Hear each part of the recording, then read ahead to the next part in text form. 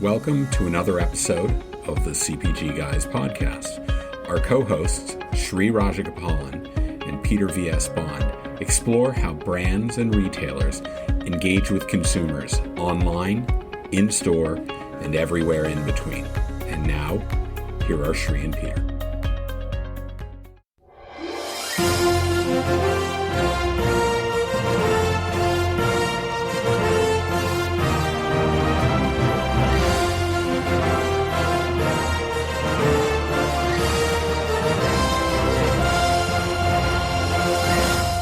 And now the finale of the Retailer Omni Awards. Who's the most innovative? Well, this one was brought to our attention in a previous interview with one of our guests. And what I find most innovative about them is how they've taken digital to improve what still remains the lion's share of the sales for this retailer. While it's nice that e-commerce and click and collect are powerful, still a lot of people go into stores and do their shopping. And the Scan and Go app that was created at Sam's Club and then expanded out into Walmart, I love this app, Shri. I walk into a store with a couple of bags, I put the item off the shelf, scan it with my app, put it in my bag, I walk out up to the kiosk, I just scan a QR code with my phone, touching nothing, transaction executed, through my credit card on file, and I'm out the door. Wow. Talk about innovative. Have to give it to Sam's Club. Another one, another innovative idea that was shared to us by Stephen Carroll during our conversation. We got to give the Innovation Award to Sam's Club. Shri, speaking of that mobile app that I love to walk into the store, let's talk about just the power of mobile apps. Who's leading that charge right now? This one is undebatable, Peter. Yeah. There's only one who's an industry icon here, which has revolutionized how electronic shopping takes place to the extent that this year, Peter, for Black Friday, I was able to buy a new television, a new home computer, new external hard drives. The list is actually fairly long. My entire electronic shopping for Black Friday, they've made the user experience of the app so easy to use. I was nitpicky. I wanted 16 gigabytes of RAM, an Intel i7 Pentium that has to be 3.6 megahertz or better, yet must have a 1 gigabyte internal hard drive and must have a built-in speaker that needs to be a certain wattage. There's only one app in the world that allows you to drill down and be that nitpicky down to whatever you want to get, and that is Best Buy. Combine that with how well they use ratings and reviews on the app itself, leaps and bounds ahead of others from a user experience perspective. It makes the whole shopping experience joyful and pleasant. Shri, it sounds like the West Side penthouse headquarters of the CPG Guys is well equipped for 2021. All of the technology you could possibly need. We'll talk about that later. But I agree with you. Brian Tilzer, who's their chief digital officer, Brian and I work together at CVS. They're doing some tremendous work. And I can say, you mentioned their ratings and reviews. Earlier this year or late last year, they made a decision to go completely native. What does that mean? It means that every single review written on Best Buy is generated by a verified purchaser at Best Buy. They're not syndicated from brands. That's the decision they made. They made an effort to collect a lot of content, to always solicit feedback from the people buying their products, and that's why they build a lot of trust with their shoppers, because they have a tremendous amount of content that gives assurance to shoppers that the product is actually what it says it is. All right, let's get to our next award here, Shri. Best customer generated content. I just talked about an example of Best Buy, but there's one that even beats them. The hands down best at getting their shoppers to generate content is the Chicago suburb-based Ulta Beauty. They have done a tremendous job. They partner with brands. Yes, they accept content from brands, but at a certain point, when they've collected enough content being shared with brands and they have enough of their own content, then the focus shifts. And as opposed to displaying content from anyone who's reviewed the product, they shift to reviews that have been written by people who bought the product at Ulta. It's a big component. Probably they're among their own private label. About 30% of all the items have at least 100 reviews. They have typically between 92 and 95% content coverage for their items. Why? Because they know how important it is. People actually read those reviews. They take the advice of other people who've bought it. And Ulta's done a really good job of turning that into a marketable asset for them. So congratulations to Ulta for winning the Best Customer Generated Content Award within the retail category. You bet, Peter. So let's jump on to the next one, which goes hand in hand with what you just said about Best Customer Generated Content in Ulta. And that is Best Website Retail User Experience.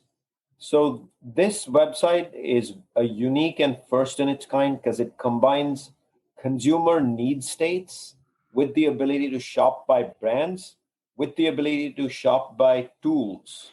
And in the beauty industry, that intersection is how she shops. Sephora, my friend, stands out from the rest of the pack in this uniqueness that they have in their website, which makes user experience a single click land on what you need in seconds. And with the incorporation of all the features that are must have, such as being able to find coupons, free shipping, sales overall on the website, and most importantly on the homepage, innovation and new arrivals by need state. My hats off to Sephora for being the easiest user experience possibly. Thoughts, Peter? No, I agree with you, Shri. Sephora's built an incredible UX on their site, on their mobile app. They are I would say this, the beauty specialty category within retail is really, they're competing with each other, but the end result is the consumer gets a better and better experience with every iteration. So congrats to Sephora and Ulta for the prior award as well. Let's talk about partnerships because those are also very important. You can't always do it yourself. And this particular partnership stands above all the others that I've seen. I know we've heard earlier that Ulta is going to be putting shops into Target stores. That's really great. That's tremendous. But ultimately, the partnership that seems to have driven the most value for both partners is Amazon and Kohl's. Why is that? Well, what did Kohl's do? Kohl's found a way to drive an enormous amount of foot traffic that they would not have otherwise seen. Most of this is incremental foot traffic to their store. They leveraged their own return capabilities and they said, we will act as the first level of organization to send returns back to Amazon distribution centers. And what happens when you take a product in and you return it? What they do is every time you return a product, they spit out a coupon for 25% off a purchase at Kohl's, and it's good for 7 days. If they even get 10% of the people that they give that coupon to walk into the Kohl's into other areas of the store that they're already in and buy an item, well, that's a major win for Kohl's. And for Amazon, it makes it a lot easier to do bulk returns rather than to have to do eaches. It makes consumers a lot happier because they don't have to go package it all up and go to a FedEx office store or a UPS store. So consumer wins, Amazon wins, Kohl's wins, hands down best partnership, good for them. Yep. All right, Shri, our last award of episode 3 of the very first Omnies. And I leave it to you to talk about which retailer is using social media better than anyone else.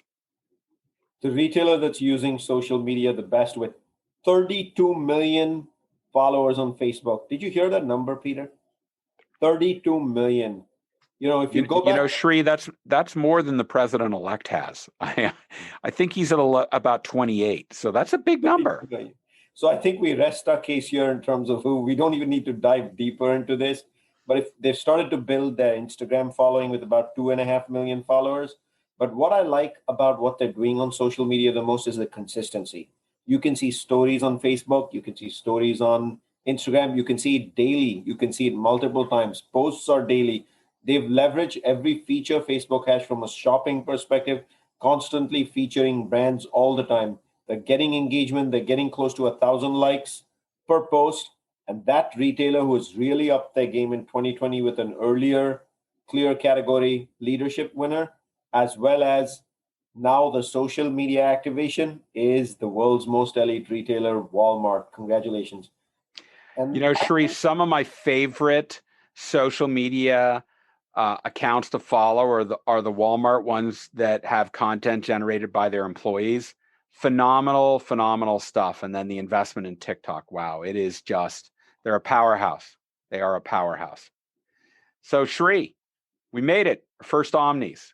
We delivered what we thought were the very best in omni-channel digital across brands, across marketplaces, and across retailers.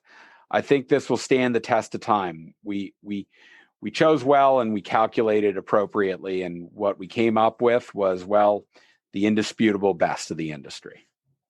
We can safely conclude we made no faux pas in the process either. No, we didn't, Shri.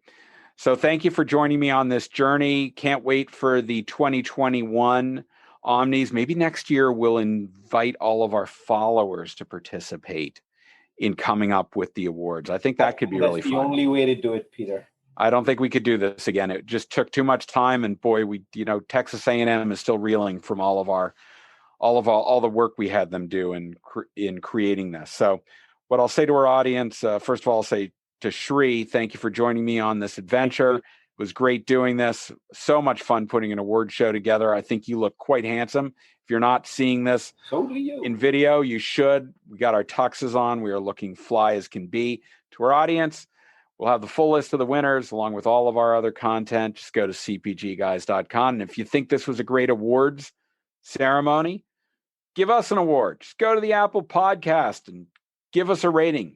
Go to ratethispodcast.com/CPGGuys. Give us a rating. 5 stars, we like. And I'll remind lastly that our final episode of the season, 2020, the year that was, will feature a previous guest joining us to break it all down. He is the Dean of the Academy. His name is Brian Gildenberg. He's the SVP of Commerce at Omnicom. And I know what Brian will have to say will be astronomically intelligent, thoughtful, and measured. Though he may say a couple things that are, a little outside the bounds, but we like that. Sometimes he goes off script. We're okay with that, right, Shri? Absolutely. I can't think of a better guest to wrap up this crazy year that was 2020 and kind of take us through what he sees possible big outcomes that are brewing in the wings for 2021. So without further ado, Peter, I will look forward to that later this week. All right, Shri. And to our audience, thanks again for joining us. We look forward to you being with us in the 2020 retrospective with Brian Gildenberg in our next episode. Have a great day.